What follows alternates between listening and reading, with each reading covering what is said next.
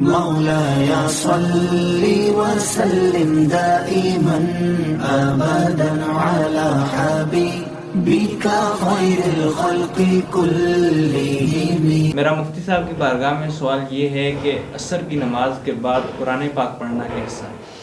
عصر کی نماز کے بعد یعنی فرائض پڑھنے کے بعد قرآن پاک کی تلاوت کرنا بلا کراہت جائز ہے، کوئی حرج نہیں ہے، تلاوت کر سکتے ہیں۔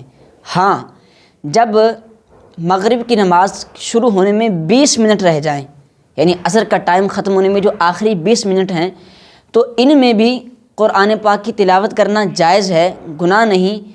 البتہ بہتر یہ ہے کہ ان آخری 20 منٹ کے اندر قرآن پاک کی تلاوت کے بجائے کوئی اور ذکر و وظائف، تسبیحات وغیرہ پڑھی جائیں تو وہ بہتر ہے۔